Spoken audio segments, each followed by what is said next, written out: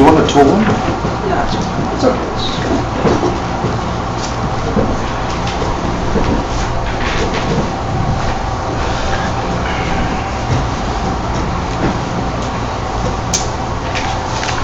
You are the survivors. It's been a hard course. We're at the end. Well done.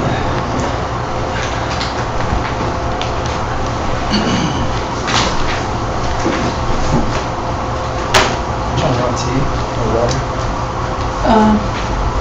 Okay for now, thank you.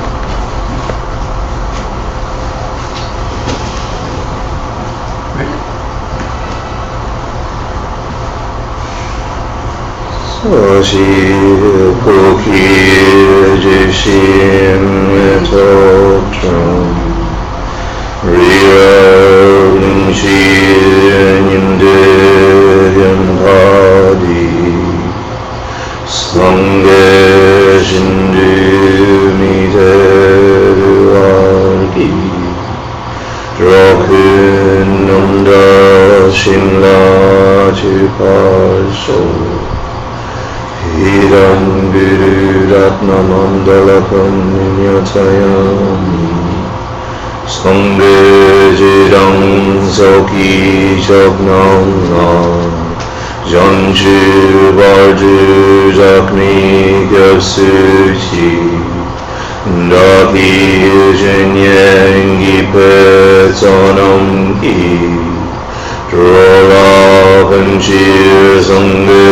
Drupasho Sangye Chirang Soki Chognam Nam Janchu Bardu Dakni Gyapsuchi Daki Jinyengi Petsonam Ki Drola Panchir Sangye Drupasho Sangye Chirang Soki Chognam Nam Janchu Bardu Dakni Gyapsuchi Daki Jinyengi Petsonam Ki Drola Panchir Sangye Drupasho.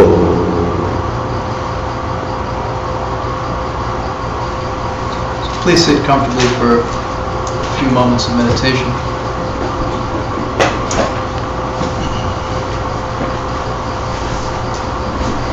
Begin watching your breath to place the mind in a more neutral place, to disengage it from the activities and thoughts of the day. Just be aware of the sensation of the air, tips of the nostrils. Count the rounds. See how far you can get before your mind is distracted to another object. One exhalation begins and one inhalation completes one round.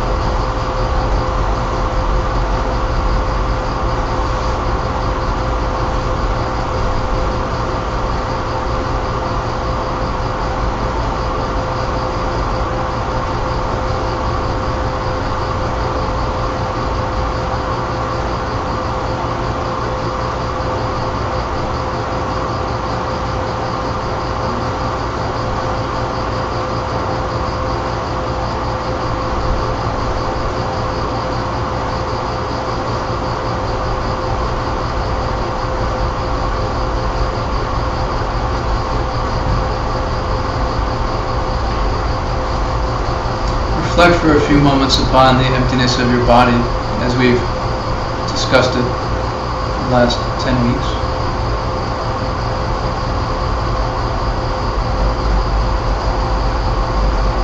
Think about how it exists and how it doesn't exist.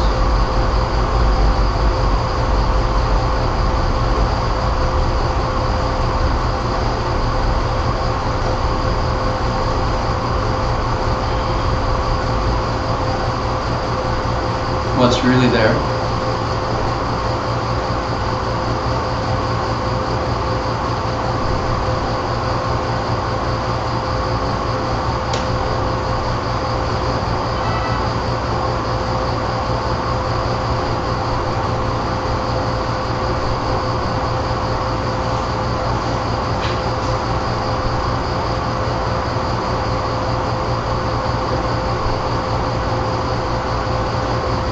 You withdraw the names and terms and conceptions around yourself and your body. There is something.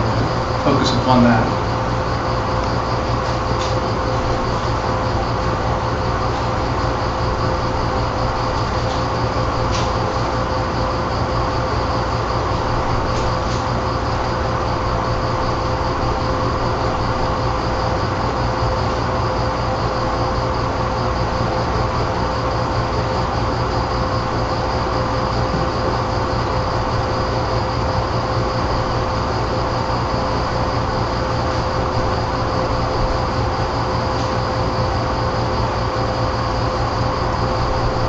Think of your body as me in a normal way. This is my body. This is my mind. See it there. Legs and arms, head and the rest.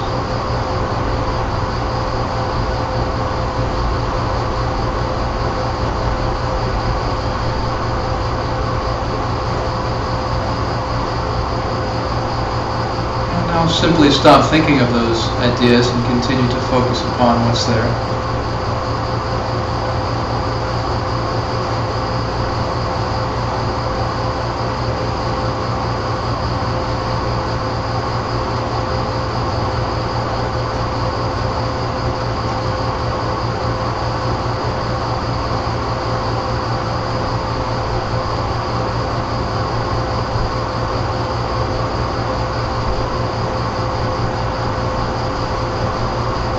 Conceive of a holy being that you relate to being with you. Feel their presence. Invite them to join you.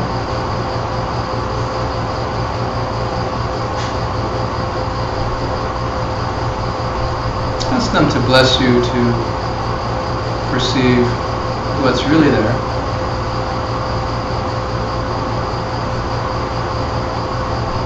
Within your so-called self.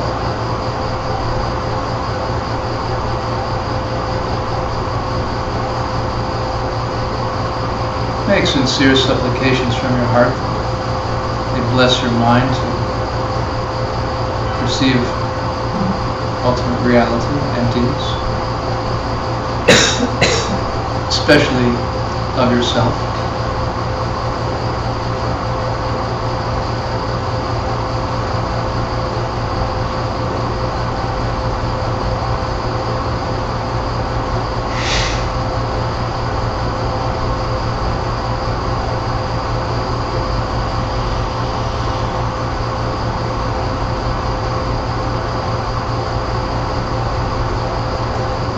Imagine and conceive of what you would be like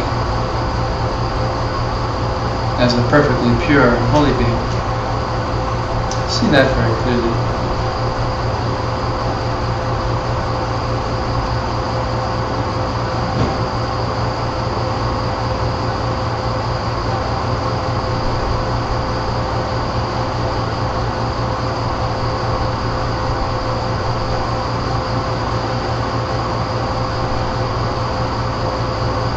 Label and identify yourself as holy body and holy mind in every way, all of its beauty and glory.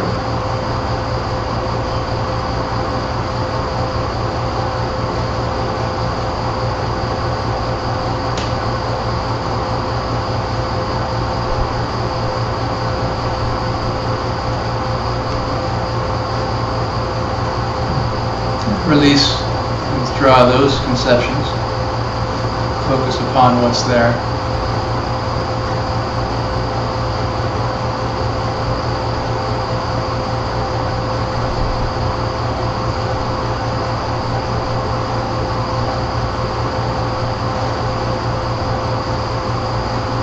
Now see yourself and conceive of yourself in ordinary me fashion, ordinary mind, human body.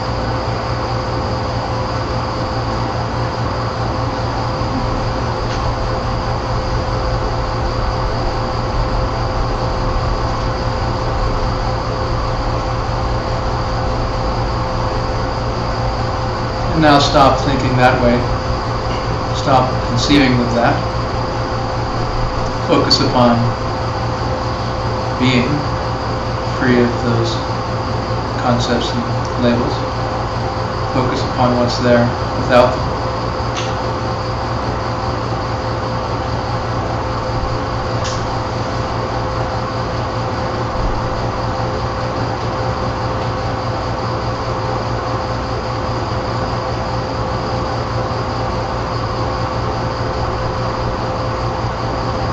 Once again, conceive and think of body and mind as perfect and pure and holy in every way.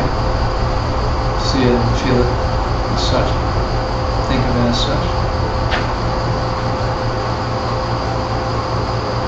Blissful, radiant, light.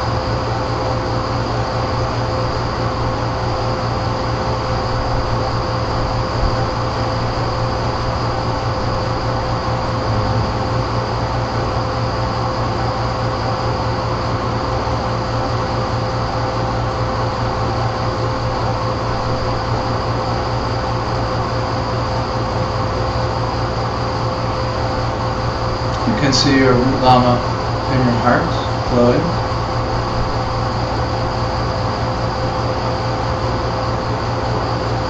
Brilliant orb of light.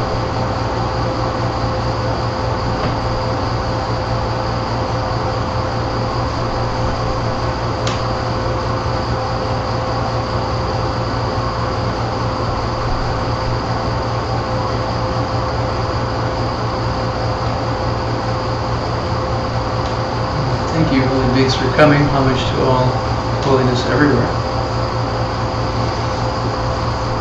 Would you like to take a quiz?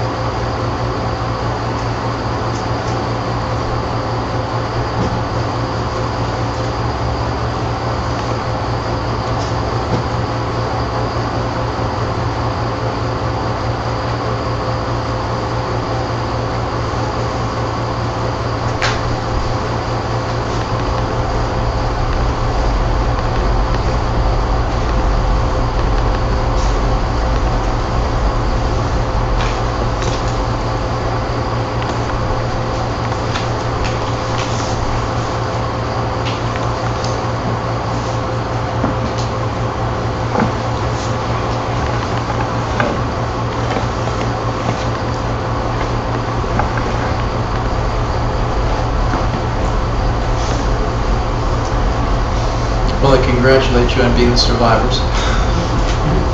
It's a very difficult course, the most difficult one thus far. And this chapter is so difficult that they usually have several chapters dedicated to explaining it in the monastery.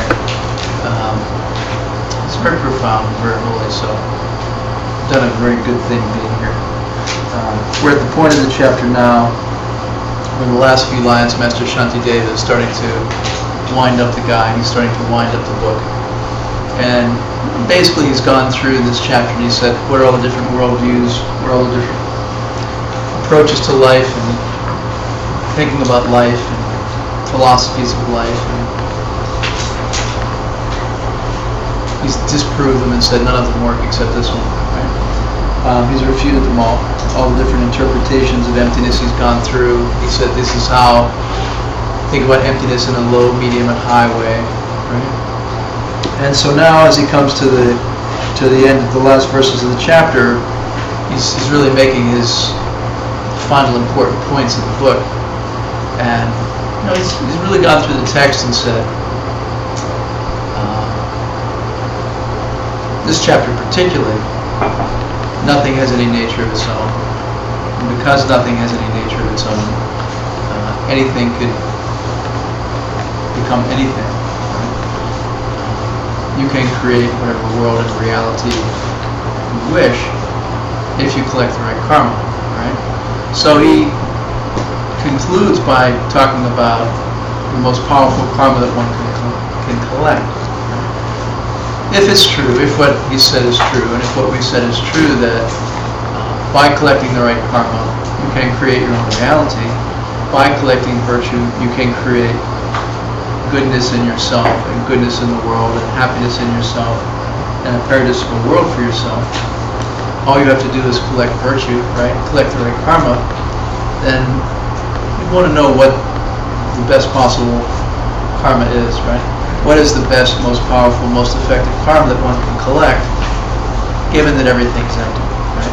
Given that things have no nature of their own, given that there is no self-existent objective reality, given that reality is a perceptual event determined by how our mind functions, which is determined by the subtle imprints that constitute our mind, which is our karma. Right?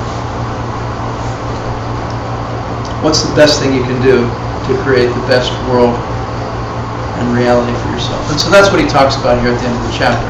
Right? He says this is the most important karma that you can collect. Guesses? See emptiness? Well, you can collect the karma to see emptiness, and then in conjunction with that, if you see emptiness, one has to collect the karma to create a perfect world. I mean, even before you see emptiness or after you see emptiness, you've got to collect the karma for paradise, right? For enlightenment.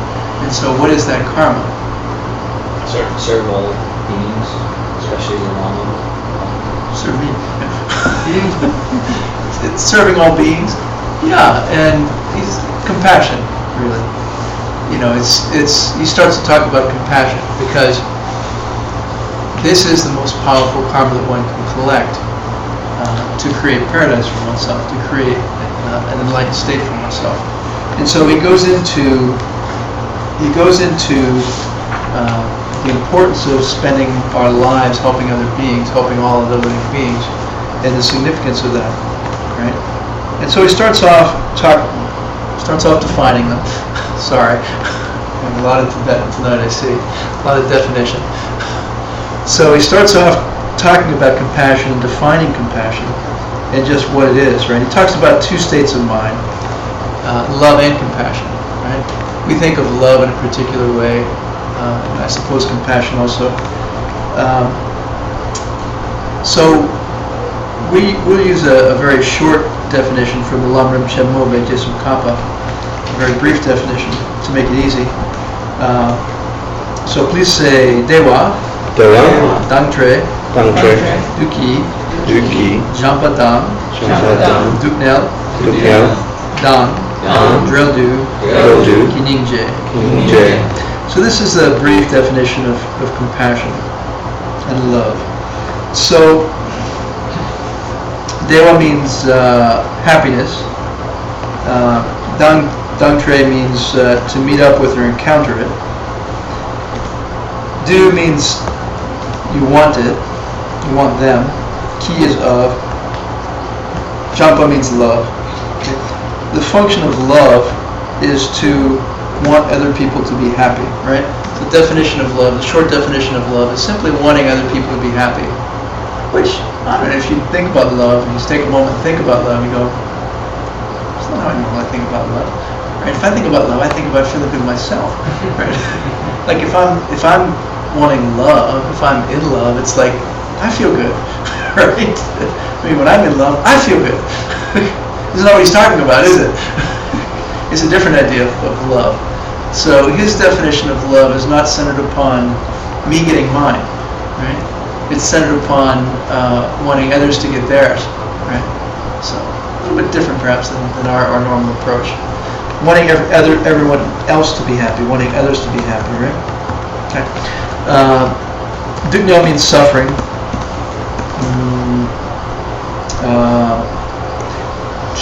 Dan means freed from. Dreldu means wants.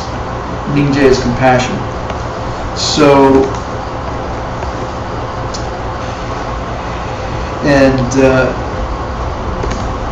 it's the desire that all living beings are free from suffering.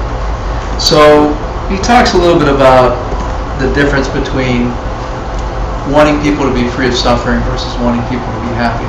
I mean, what's the difference? Just in the ordinary sense. I mean, what's the difference between not having suffering and being happy?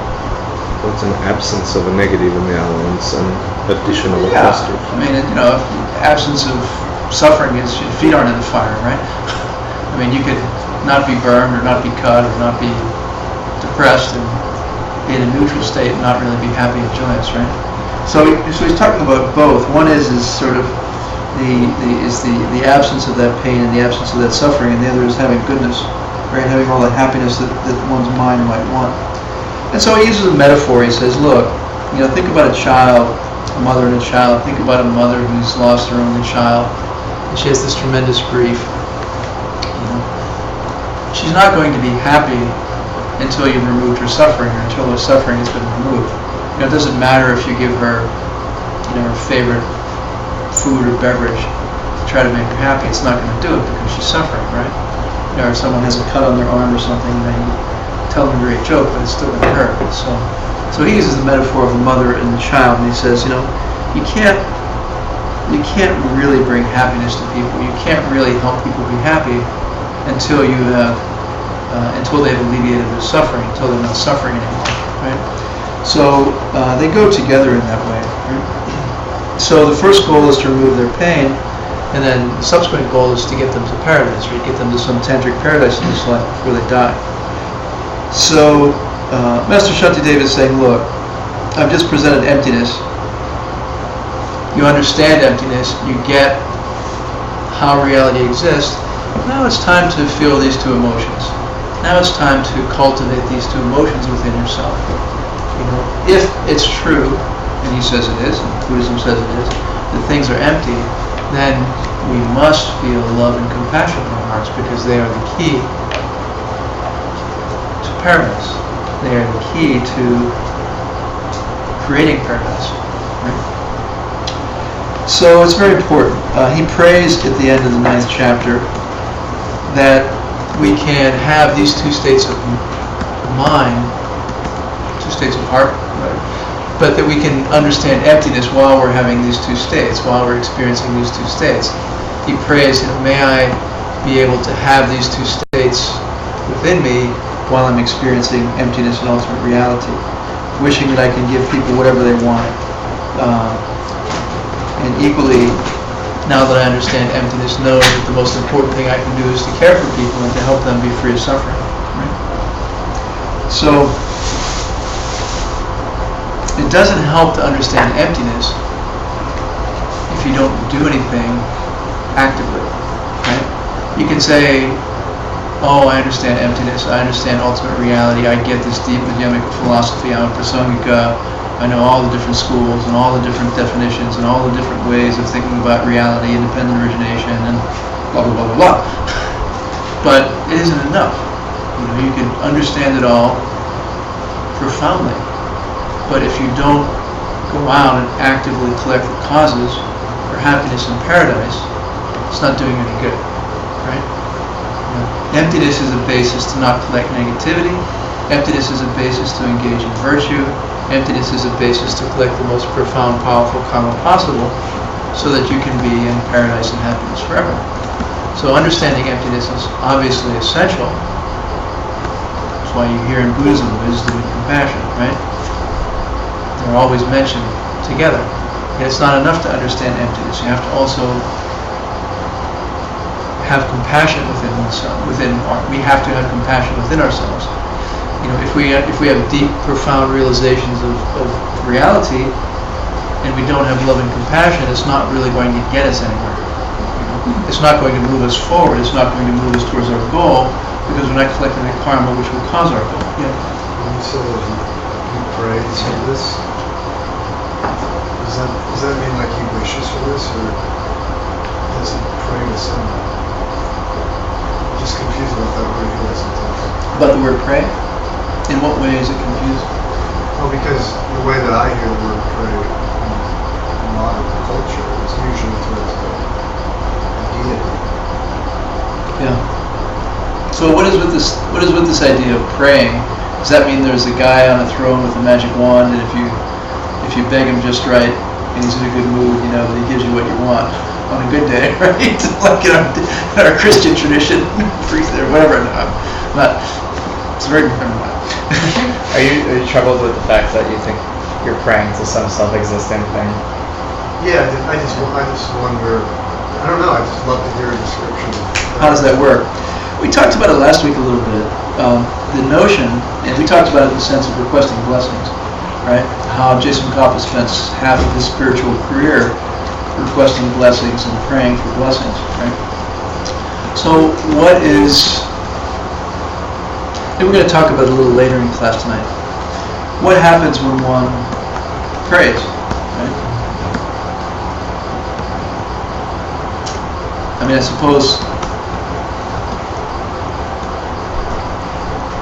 there's a thought process involved, right? The thought process can involve self-existence, obviously. Self-existent deity, self-existent omniscient, omnipotent being, whatever it might be, right? From a Buddhist perspective, especially from a well-educated Buddhist perspective, prayer is a function of karma and emptiness, in that the aspiration, right? When one prays, one is expressing an aspiration, really. May I end my suffering, may I end other people's suffering. Not necessarily from the perspective of holy being sitting on a throne, do it for me, right? Or give me the secret pixie dust, right? But from a karmic perspective, if one is an educated Buddhist, then one understands karma and emptiness. One understands the nature of virtue. One understands the nature of the mind and the nature of perception and the nature of reality. Having the aspiration and the intention to be virtuous or pure or holy, or to help other people, whatever it might be, is very powerful karma. Not because there's a self-existent being who's giving it to you, but because one is generating the aspiration and the motivation in their own heart, right? And the nature of karma is such that when one perceives oneself having a thought or saying something, you're collecting karma. So the activity of engaging in prayer, the activity of making supplication, is a karma. You see, is collection of karma. And the element of aspiration, the element of devotion, the element of, I want to say faith, but it's not quite the right word, but the element,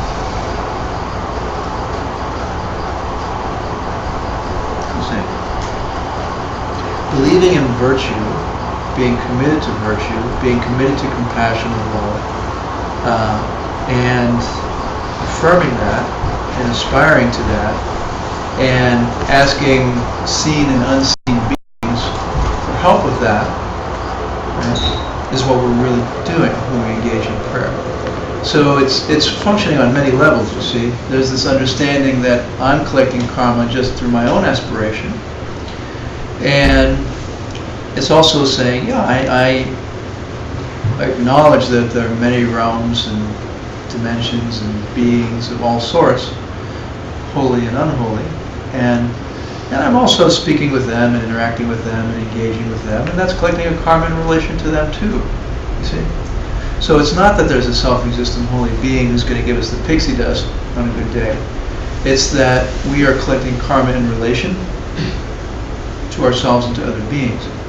And so saying, holy being, please help me, there's a karmic connection created.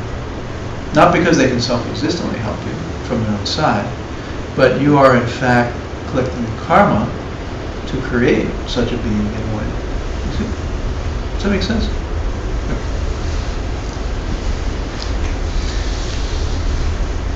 Didn't he also ask us to request blessings from teachers and holy beings?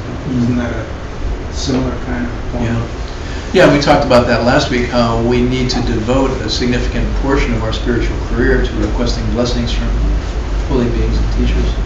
To be able to get the realizations, especially realizations of suchness, it's critically important to supplicate and make prayer and ask blessing, because that collects the karma to get the result. So requesting blessings is a form of prayer. Yeah, by all means, yeah. Praying to holy beings and teachers and the rest, right? Yeah. That was awesome. It's always nice to do a little tangent once in a while. Get to go freeform. Even my druthers have freeform a lot more, but we have to cover the material, So anyway, okay. So, he's saying now you have to love people. Now that you understand emptiness, now that you understand the nature of karma, you have to collect the causes for your paradise, which is to love people and to be compassionate towards people. Right? And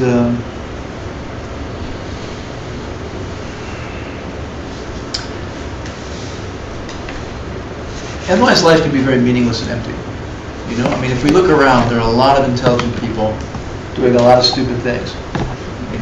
Alcohol or alcoholism, or people throw themselves into things to lose themselves, and to not notice and to not see the deeper sufferings of life, right?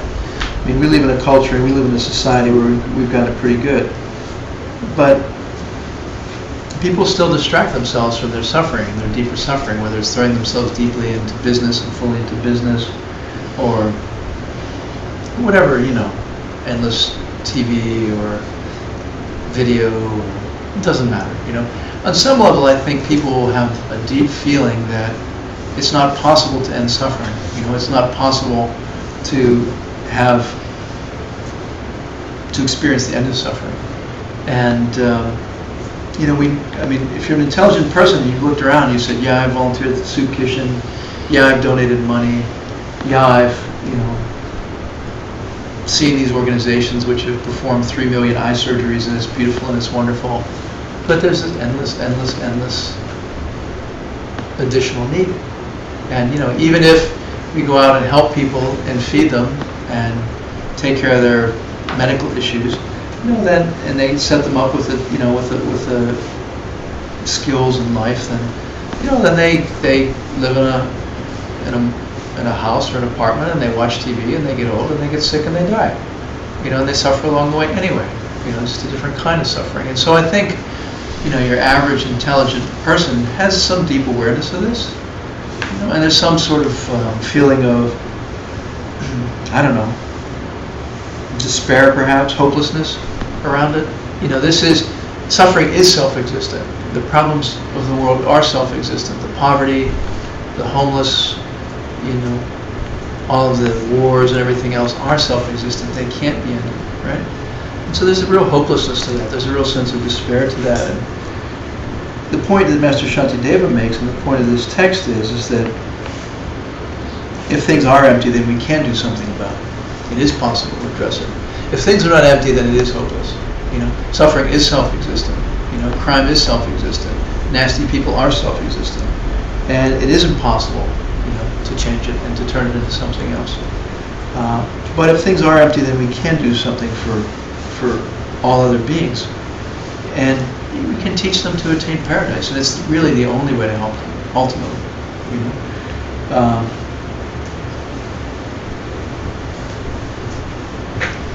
If the unhappiness of everyone in New York, both physical and mental, were self-existent, then forget it, right? What's the point, right? And we've always believed this is the case in some way, the fact death, aging, sickness, it's all ordained. There is no escape. So, and there's a sense of there's nothing we can do to help, right? So that's kind of a drag. And Master Shantideva's point here, and the point of the guide and the point of Buddhism is to say that because people are empty and because suffering is empty, we can do something about it. We can do something about our own suffering, and we can do something about everyone else's suffering, and we can help all other beings remove all of their suffering and attain paradise.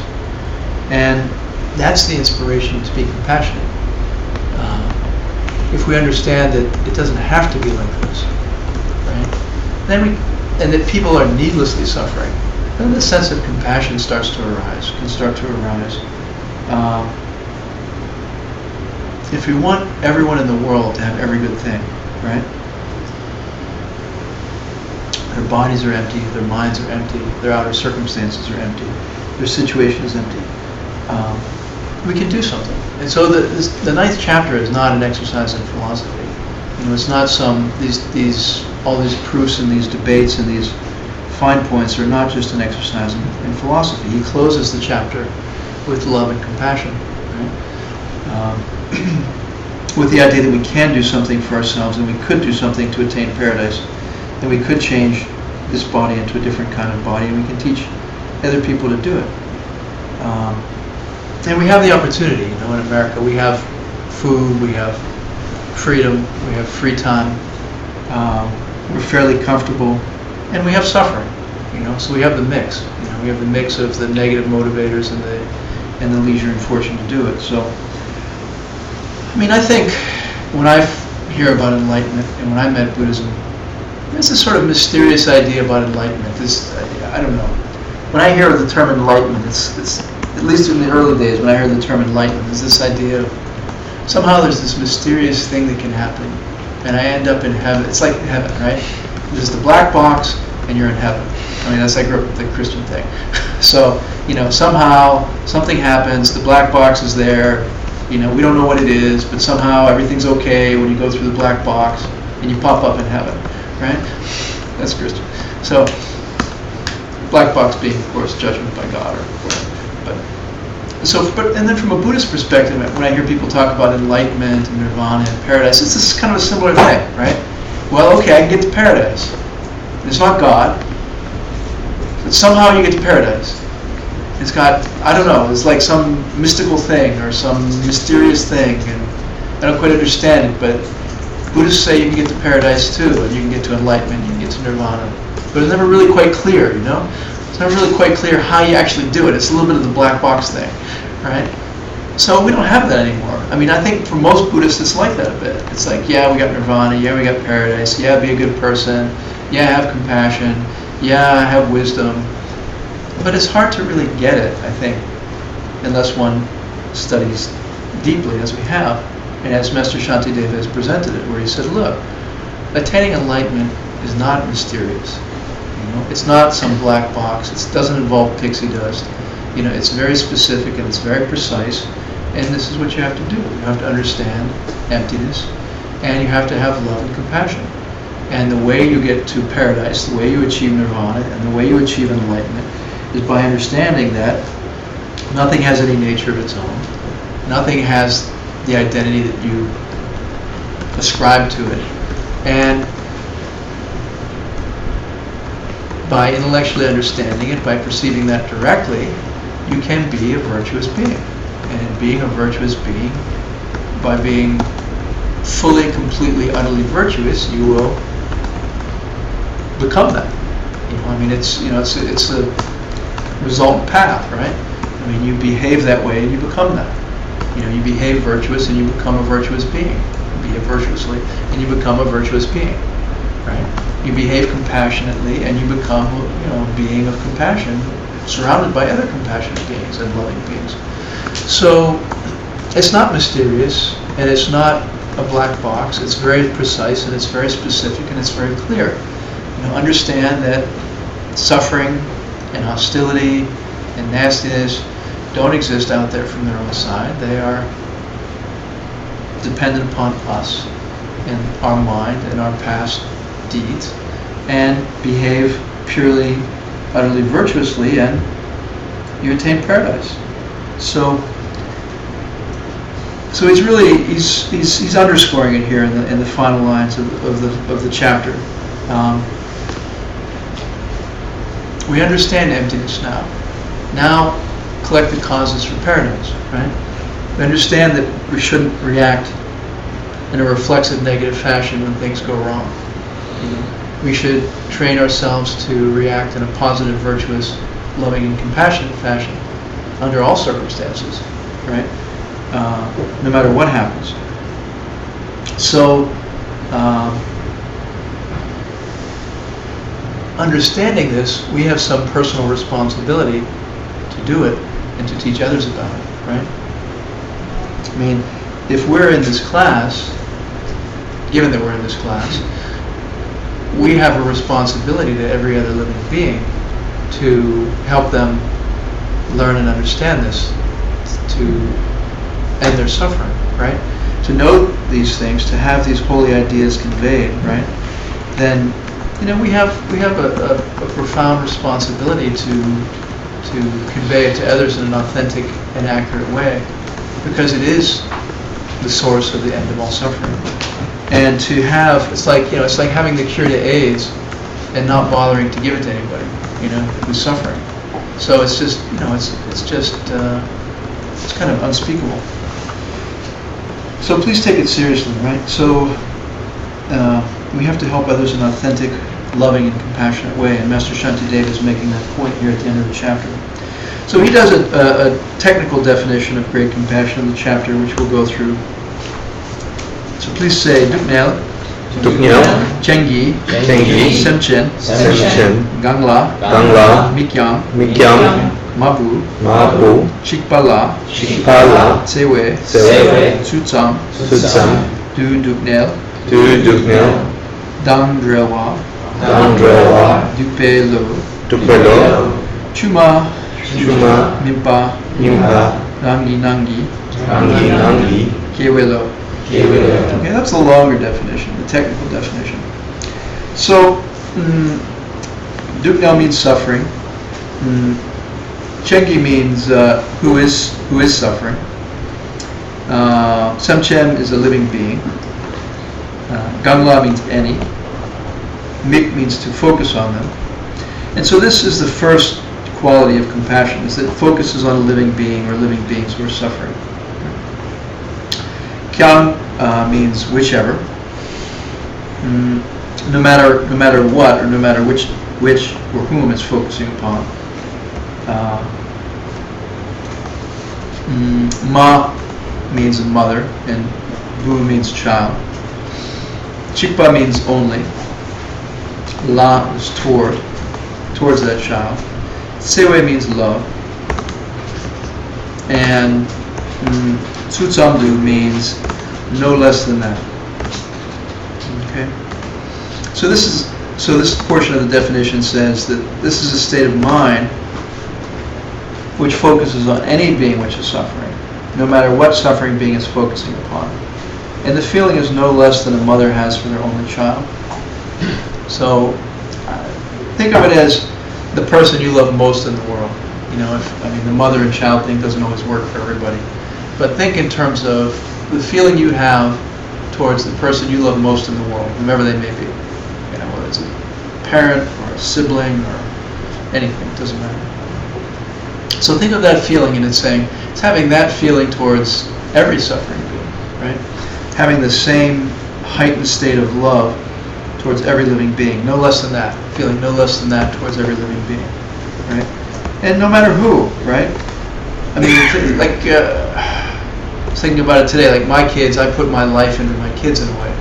You know, I put so many hours and so much instruction and so much effort into teaching and training and on and on and on. You know, and it's a huge investment of time and energy and some sense of real deep connection and love and appreciation for them as a result.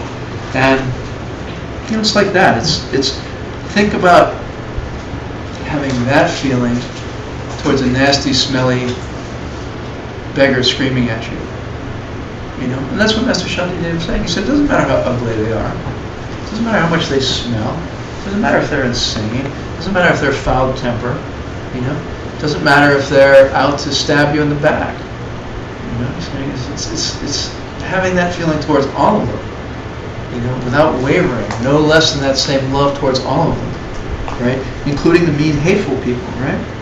And if we could get to that place, life would be quite special and beautiful, wouldn't it? I mean, if we could really, truly feel some kind of love within ourselves, irrespective of how nasty and mean and spiteful and hateful or smelly or anything else people were, it'd be pretty amazing, right? Because think about it. If you're feeling love towards someone else, it's inside you, right? Like you can't feel it towards someone unless it's in you, unless it's coming up in you, right? And this is a sort of a I don't know, beautiful, hidden, perhaps,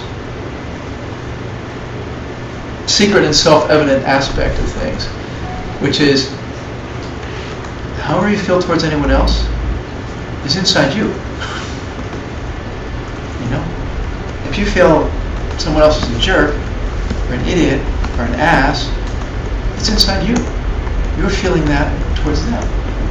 Similarly, if you're feeling love, you know, the feeling has to come up inside you to be able to project it and put it onto them and accuse them of it, right? So the same is true of positive and negative feelings. You know, if we're going to project them, first they arise within us. You know, so if I'm projecting if I see someone as negative and I'm projecting that negativity, well, it had to pop up in me and fill me, and I had to experience it first before I projected it onto them. It's kind of obvious, but we don't notice it. You know, and the same is true of love and compassion. Right? Positive states of mind. If I'm feeling love towards a smelly homeless guy yelling at me, I'm feeling love, right? And which is a very positive feeling. It's kind of an ultimate up feeling that we have as a human being, right? Very, very good thing, a very desirable thing. So Master Shantideva, I mean, it's self-evident in a way, and it's not. You know, he's saying, look, you know, the goal is to have this love in our hearts and this compassion in our hearts towards everyone all the time. Yeah. Go for it. You get on a plane, Yeah. they say in the event of emergency, the oxygen mask will fall from the ceiling. First, you're to put the oxygen mask over yourself, and then your child. Yeah. The premise being that we're all feeling love for everybody else in the scriptures. They don't mention the fact that you're supposed to take care of yourself first. Yeah, it's a very good point, Chris. You know, and it's a big danger in Buddhism, especially when we start talking about Bodhisattva activities. And I think it's extremely important to always flag it and say, you count as much as everybody else. You know, and when we teach Bodhisattva activity, we talk about the three different ways that one attains Buddhahood. You know, there's the ferryman-like. Shepherd, king. What does it mean called? The ferry? It's like the ferryman. Shepherd. I'm trying to think what you call it. It's not a method. It's I don't know. It's attaining it like a ferryman. Say it that way. It's attaining it like a shepherd or what was the third one? King. Like a king, where you live. So it's, you know, going together, going after them, or going before them. You know, becoming enlightened before others, becoming enlightened at the same time as others, or you know. And so the idea is you know, you have to be able to do it yourself to teach it to other people, and to bring other people along.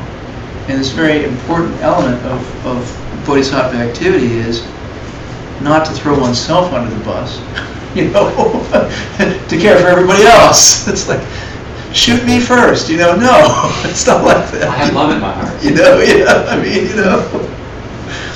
So we have to be really careful, right? And that's why Master Shantideva, back in the earlier chapters, he says, work at a capacity that you're comfortable with. Don't do more than you can do. It's a mistake to do more than you can do. He's big on start with carrots and potatoes. You know, don't give away too much. You know, give away what you can comfortably give away. Do what you can comfortably do without disturbing yourself, without upsetting yourself, and without harming yourself. So extremely important, you know, to give oneself equal footing, at least, right? And it's a fine balance, because we tend to be egocentric beings who say, I'm always first. You know, so you know, that's a counter program a little too. You know, you're gonna find the right balance. So, yeah, kind of Steve. Yeah, I was just gonna say that just by helping someone else, you're just helping yourself anyways, because whatever you're perceiving them to be is only you. And then, in that same sense, whatever you're perceiving yourself to be, like when you help yourself, is helping that same thing. Yeah. Listen, it's very hard when someone is when we're in pain. When someone has done something that hurts us, it's very hard to focus on, I'm going to cultivate love and compassion in my heart right now. I'm not going to focus on all of the thoughts that I have about being hurt and the wrongs that they did to me. You know, we get into the groove and we get it going and we say they did this and they did that and they did the other and I'm hurt and I'm miserable and I'm angry and I'm wronged and I'm blah, blah, blah, blah, right? As opposed to saying, I'm going to try to feel as much love for myself, as much love for them as possible, and as much compassion for myself, and as much compassion for them as possible. We both want to be happy. You know, we both want it to work out. I also got stuck in the that mind state where it's like, oh well, if it's just me anyways, then I'm just helping myself all the time. How can I really change anyone's mind? And it's kind of selfish. And but then I realized that, well, if I am changing, or if I am applying it to others, but thinking of it as emptiness, as it's coming from me and helping myself, then the way to change it externally, like for them to change, they would see you as an example, and then that Follow your change, example. and follow your example. Yeah. You know, when times which are extremely painful in life are the most profound transformational periods if we practice. I mean, you know, if we apply the teachings, right? If we apply the antidotes, you know, when we're suffering, when things are shit, you know, when things are going wrong, when things are falling apart, that's the time when we can step in and say, I'm going to rewire myself. I'm going to reprogram myself. You know, and there's a saying in neuroscience: if it fires, it wires. Right? Talking about the neurons in the brain. Right? The more you think a thought, the more those neurons hardwire to be established permanent pathways. Right? And so the more we think negative thoughts, the more we're reinforcing those neural pathways. And it's like someone said to me, it's like water flowing downhill. Once the neural pathways are established, it's just like water running downstream all the time. You know, so it's, you know, when we're in these situations where our natural habit is to think negative thoughts towards ourselves or others, it's among the most powerful times to change it and to intercede and say, I'm going to wrestle with this and change the thought process and change the reaction, and I'm going to see it in a loving, compassionate fashion, you know, not in a self-existently negative fashion. I'm going to apply karma and emptiness here, and I'm going to, you know, do everything possible to collect as much virtue as I can, and to see myself properly, and to see them properly, and treat myself properly, and treat them properly, and, you know, do what loving things I need to for myself, and compassionate things I need to for myself, and do the compassionate, loving things I need to do for them too. So it's very powerful, and it's when we make, personally I find it's when we make the most progress, is when things are really lousy, you know, if we're really practicing. I think we're going to be over tonight. Okay, that's all right. It's the last class, right? So, all right, let's see.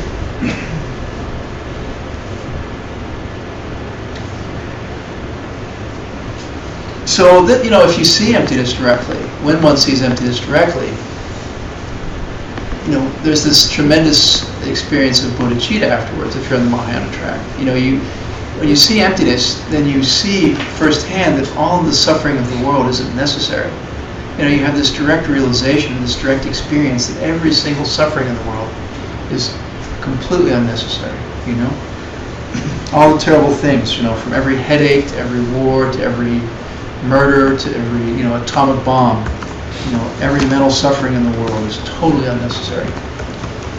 And so all the dying, all the fighting, it's based on people not understanding how things really work. And then one has some kind of real compassion. You see, that's why this massive bodhicitta occurs after seeing emptiness on the Mahayana track, because you see that every single problem in the world is completely unnecessary. And then there's this sense of, it's like a kid playing with matches. You take a 4-year-old or something, playing with matches, burning themselves. They don't know any better. And then you feel this terrible feeling for them, right? Sense of compassion, like, oh, don't do that, watch out. And so you have that towards every living being, because we're just the same as a kid playing with matches. We're just ignorant. We don't know that we're burning ourselves over and over and over again with every negative thought that we engage in. No different than matches, right? So there are places where the beings have gotten it. They understand emptiness and they understand karma, and they don't harm each other. They don't harm living beings. And so they live in a happy realm without the sufferings that we have. And, they're just happy, and they don't have the deaths that we have here, and the aging and the sickness and the rest that we have here. It's like, we're in a realm where people didn't get it yet. It's kind of like a lower evolutionary track, There are realms where beings have gotten it. And very few people in this world understand what would make them truly happy, and let alone pursue it, right? Or that it's possible to stop every single physical, mental pain and to stop death itself, right? So it's easier to have compassion for people if you look around and you recognize that every single physical and mental pain in the world is utterly unnecessary. And so then one can generate some kind of compassion for people. You don't have to have that suffering, and you have it. And it's really unfortunate. It's really sad. It's really a shame. So, let's see. Did we finish the definition? I don't think we did. No. Let's see. Duknyal suffering. Dangdrowar is to be free of that suffering. Dukbe means you want it. Lo means a state of mind. Chuma Mimpa means it's like when you first practice compassion, when you first try to have bodhicitta, it's fake, it's contrived, it's artificial, like we don't really care, right? It's like I'm trying to have bodhisattva attitude, I'm trying to care about other people, but I don't really, But I understand, I understand that I'm trying, and so there's this sense of training initially, right? This contrived sense of effort in the beginning, right? So artificiality, right? So that's what he's talking about here. Okay. Rangi Nangi is an uncontrollable wish. Okay. So,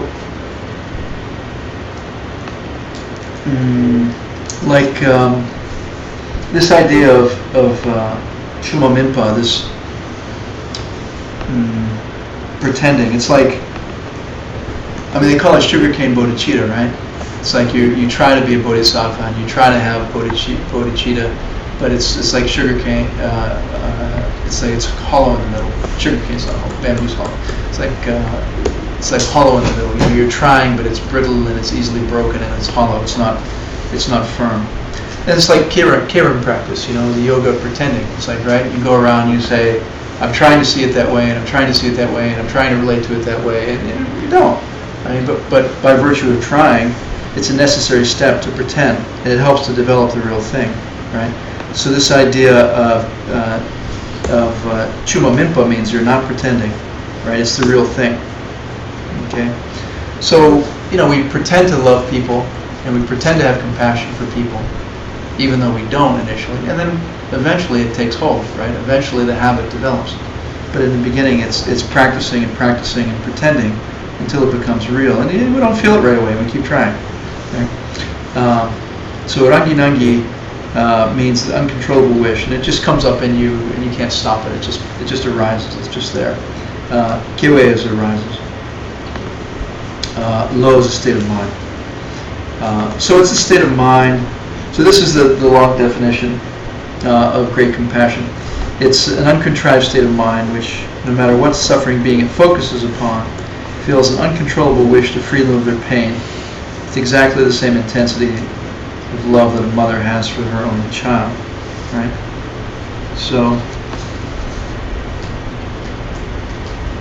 it's seeing every single being in the world is trying to find happiness, right? We get out of bed, everyone gets out of bed because they want to be happy. I mean, people who don't get out of bed feel like there's no reason to get out of bed because nothing's going to make them happy, right? It's called depression. Nothing is going to make me feel good, so why bother? So this idea of the humanity is searching on a quest for happiness and not finding it, right? Every single thing that everyone is pursuing all day long, on the way subway, on the way here, they got Superman out. The only question I have is, how does the Man of Steel shave? Gillette. It's like it's plastered everywhere. Gillette. Buy this, you'll be happy. And I mean, it's endless permutations of this, right? And our whole world and our whole reality is pursuing all this nonsense, trying to be happy. A closer shave and a square jaw will make me happy. I'll look better. People will respect me more. I'll be more successful. On and on. I mean, all this silliness, right? And none of it works. It's all backfiring, and they don't get it. It's like kids playing with matches. Everyone's running around chasing all these crazy, nonsensical, ignorant things, trying to bring about their happiness. And none of it works, and it backfires.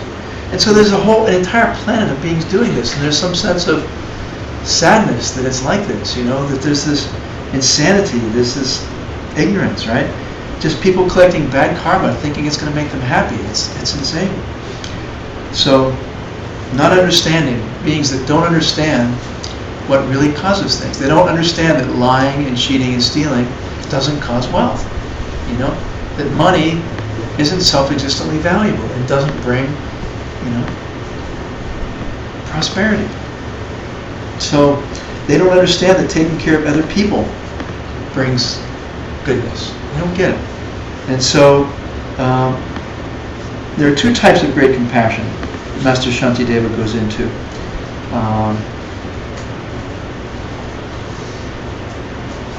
See how we're doing with time. I think let's do the two types of great compassion, and we'll take a break. So please say Semchen, Duknel, Dangdreldu, Ki, Ningje Jimpo. Okay.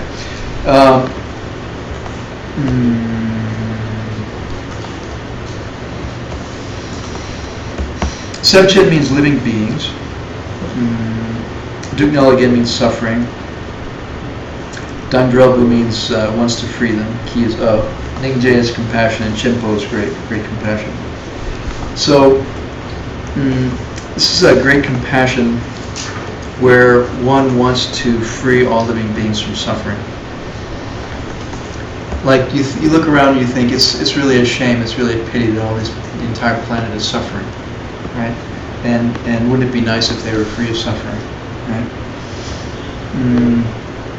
Seeing that every single action every being undertakes is causing them suffering when in fact they think it's causing them happiness. And it's a pity to watch that. And the more one understands emptiness, the more of a pity it seems. The more sad it is. And then the second one is a little bit different. Please say Delekyo, Duki, Ningje Chimpo. De is that, Lekyo is to protect people, Du is wants, Ki again is of, and Ningje Chimpo is great compassion. So it's a great compassion that wants to protect people from suffering. So, could I do something to protect them? What can I do to protect them? Right? It's like if everything we said is true in the 9th chapter, how can I protect people? How can I help people? How can I take them out of suffering, right? And frankly, the only way to do it is to teach this worldview.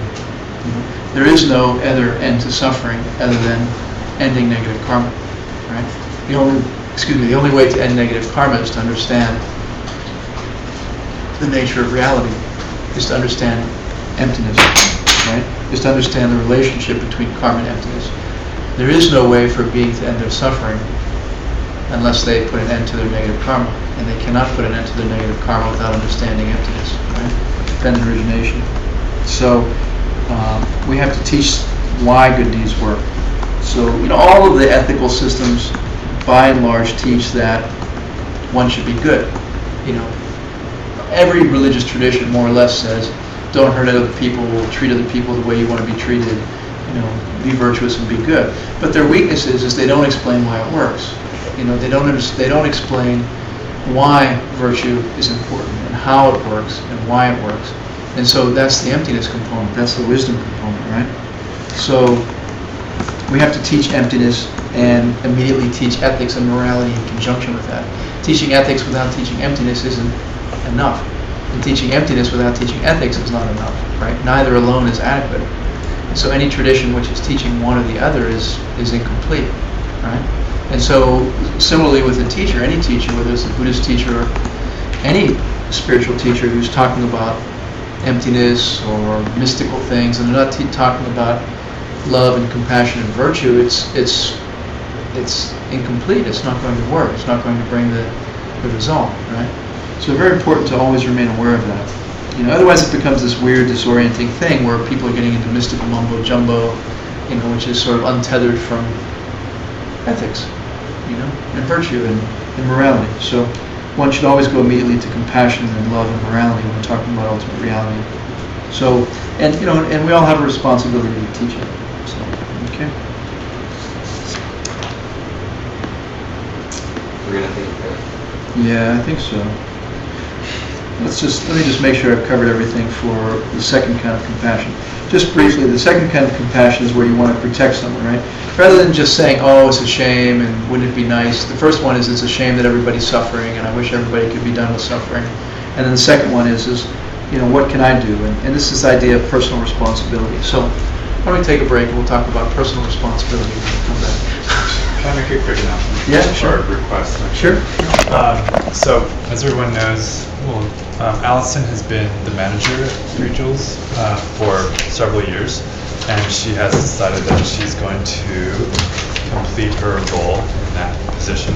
So, we are trying to find someone to be a manager for Three Jewels, and the responsibilities of that person would be to, help take care of the mundane logistics of Three Jewels, but also help us sort of bring forth, students for classes and just a sort of vibrancy in what's happening here. So if you or someone you know is interested, or you think someone's good at, handling mundane logistics and volunteers and also trying to help innovate what's happening here, please let me or Mike Wick know. Can I say there is some salary, small but some salary, and the main job would be events, coordinating events, getting new events, promoting events. And besides a manager, we could use some good promotion people, social media, like that, 1, 2 people who want to help with that. So if you have any ideas, you yourself or someone you know, talk to Jeremy. Thank you. Thank you all for keeping it going. Please.